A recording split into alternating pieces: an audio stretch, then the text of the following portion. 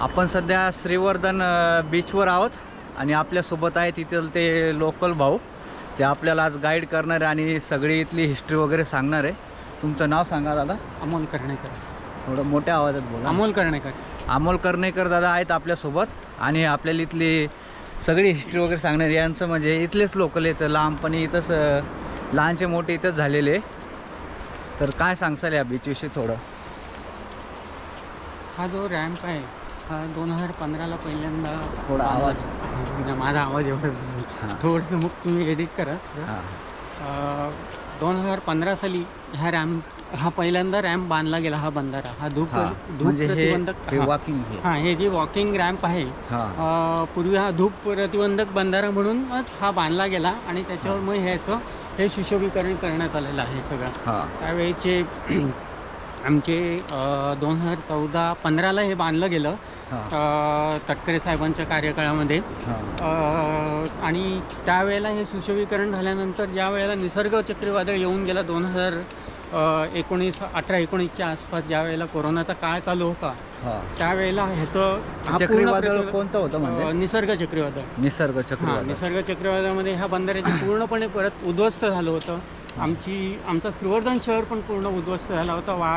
वाडी त्याच्यानंतर नारळी खोपळीचे जे काही झाडं होती, मोठमोठी चांगली जुनी पूर्वापार जी आलेली चांगली झाडं होती ती सगळी झाडं पण उद्ध्वस्त झाली होती. जवळजवळ 1 महिना 1.5 महिना लाईट्स नव्हत्या. सगळं MSCBचं इन्फ्रा सगळं कोसळलं होतं. त्याच्यामुळं ते सगळं परत आत्ता पूर्ववत झालेलं आहे. आणि आत्ताच्या ह्याच्यामध्ये हा जो आत्ता तुम्हाला जो दिसतोय तर हा नव्याने परत अद्ययावत केलेला हा बंधारा आहे. त्याच्यानंतर तिकडे समोर जेटीचं काम चालू आहे. श्रीवर्धन जेटीचं जीवना बंदरमध्ये दिघीपोर्टच्या संलग्नच हे काम चालू आहे. आणि समजा हे बीच वगैरे पहिले तर तुम्ही बोलले होते की बीच वगैरे काय नव्हता, हा नंतर बनवण्यात आला. आधी इथे पूर्णपणे वाळूचे डोंगर होते, पूर्ण डोंगर होते. त्याच्यानंतर तिकडे जे आत्ता तुम्हाला मगाशी तुम्ही बघितल्यात ज्या टपऱ्या आहेत सगळ्या, त्या टपऱ्या वगैरे सगळ्या त्यापूर्वी काहीही नव्हतं. हे आत्ता 2015च्या नंतर हे सगळी टपऱ्या चालू झालेल्या आहेत. त्याच्यानंतर त्याच्या आधी पूर्ण पूर्वीचेच डोंगर होते त्यावेळेला वाळूचे. आणि पहिलं म्हणजे इकडं आता हे व्यापारी केंद्र होतं. समजा हे ऐतिहासिक शहर होतं तुमचं. आपले पहिले पेशवे बाळाजी विश्वनाथ यांचं. तर हे म्हणजे इथं जन्मगाव. तर इथं म्हणजे हे इथं कसं आरमार होतं, कोणाची सत्ता होती काय त्याच्याविषयी थोडक्यात. साधारणपणे इथे मुळात श्रीवर्धन हे जंजिरा संस्थानामध्येच होतं. जंजिरा संस्थान मुरुडचं जे जंजिरा संस्थान आहे त्या जंजिरा संस्थानाची इथं पूर्णपणे बागमांडल्यापर्यंत जंजिरा संस्थानामध्येच जंजिरा संस्थानामध्येच ही सगळी गावं होती. म्हणजे आज जर सांगायचंच झालं तर इतिहासाच्यात इथून रायगड किल्ला हा जवळजवळ 60-65 किलोमीटर, श्रीवर्धनपासून रायगड किल्ला हा 60-65 किलोमीटर आहे. चालू. आणि तिकडे काय थोडं असं उन्हात जेवणाची जेटी पण दाखवते.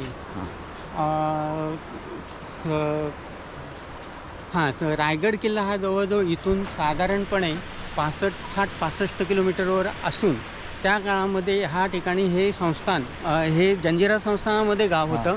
स्वराज्याची राजधानी 65 किलोमीटरवर पण असून हे श्रीवर्धन शहर बागमांडला आणि इथे जंजिऱ्याच्या सिद्धींची सत्ता होती त्या काळामध्ये. आणि साधारणपणे 1948ला श्रीवर्धनपासून हे जे संस्थान आहे जंजिरा संस्थान हे भारतात विलीन करण्यात आलं.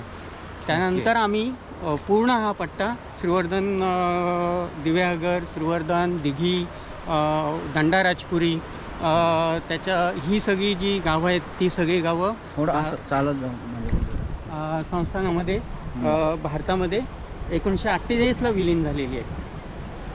साधारणपणे हा श्रीवर्धनचा इतिहास हा आहे पेशव्यांच्या जन्मभूमीपासून. बाळाजी विश्वनाथ पेशव्यांचा. आता त्यांना म्हणजे ते आता तुम्ही म्हणता हे सगळं सिद्धींच्या ताब्यात होते, मग ते तिकडे शिवाजी महाराजांकडे कसे गेले पेशवे? पेशव्यांचं मूळ गाव इथे पेशवे मंदिर म्हणून आज आहे श्रीवर्धनमध्ये. साधारणपणे केमनाईक पकाडीमध्ये ते आत्ता आहे.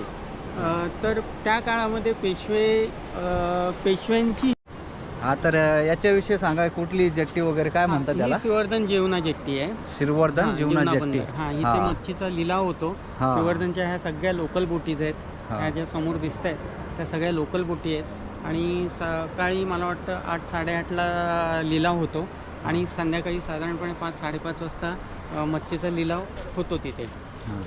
आणि आता तुम्ही जसं बोलले की लाटा वगैरे याला काय म्हणतात, आणि तुमच्या म्हणजे अजून पण घरापर्यंत पण हा डेली आवाज येतो, म्हणजे तुम्हाला याची भीती वगैरे काही वाटत नाही? नाही, भीती वगैरे काय वाटत नाही, कारण आमचा जन्मच मुळात इथे झाला असल्यामुळे आम्ही लहानपणापासून म्हणजे पाण्यात असल्यापासून आम्ही आज समुद्राची गाज ऐकतोय. म्हणजे ह्या लहरींना सागराची जी सागराच्या ज्या लाटा आहेत आणि त्या लाटेच्या मधून जो उत्पन्न होणारा जो आवाज आहे त्याला गाज बोलली जाते. आमच्या भाषेत आम्ही गाज बोलतो. श्रीवर्धन ही सागराची गाज आहे. ही गाज तुम्हाला ज्या वेळेला पूर्ण शांतता असते त्यावेळेला अक्षरशः आम्हाला घरपर्यंत गावापर्यंत आम्हाला ऐकायला येते ती गाज. तसंच ज्याप्रमाणे आता हा समुद्र शांत आहे, पण ज्या वेळेला काही वेळेला समुद्रामध्ये समुद्राची परिस्थिती बदलते किंवा तुमचं पावसाळी वातावरण असतं, त्या पावसाळी वातावरण किंवा समुद्र ज्या वेळेला आक्रमक होतो किंवा समुद्र खवळतो त्यावेळेला ही जी गाज आहे ना